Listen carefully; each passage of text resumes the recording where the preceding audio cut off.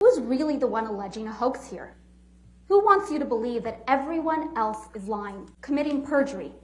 Ms. Heard needs you to believe that all the people who showed up in this courtroom to testify on behalf of Mr. Depp, they're all lying. She needs you to believe that the witnesses you heard from, including security professionals, former cops, medical professionals, and police officers, they're all lying, covering up for Mr. Depp. She's asking you to believe that she's the one telling the truth and that the rest of the people in Mr. Depp's life are all part of a conspiracy of silence.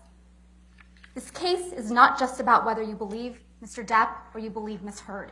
This case is about whether you believe Ms. Heard or whether you believe Mr. Depp, Chrissy Dombrowski, who, yes, is here, supporting her brother, Isaac Baruch, who wept in front of the world, Keenan Wyatt, who doesn't work for Mr. Depp, Sean Betts, a former LA Sheriff's Department, Malcolm Connolly, he worked in the prisons in the UK, Starling Jenkins, a former US Marine, Travis McGivern, also another former police officer, Ben King, he worked for the Queen of England, David Kipper, Dr. David Kipper, Ms. Heard's doctor, and yes, Mr. Depp's doctor, Debbie Lloyd, a nurse, Aaron Filati, Ms. Heard's personal nurse, Officer Sines, an LA police officer with training in domestic violence, Officer Haddon, her understudy, yes, in his first week, studying to pick up on these signs of domestic abuse,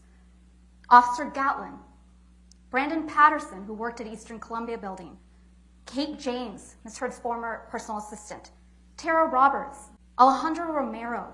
He took his deposition from his car because he had to go to work, but it didn't stop him from telling the truth. Edward White, Mr. Depp's business manager, Laura Wasser, one of the most famous divorce lawyers in California, Morgan Knight, Beverly Leonard, Morgan Tremaine, and Kate Moss, and all the other witnesses whose stories support Mr. Depp's description of what took place. These people have nothing to gain by coming forward. They have everything to lose.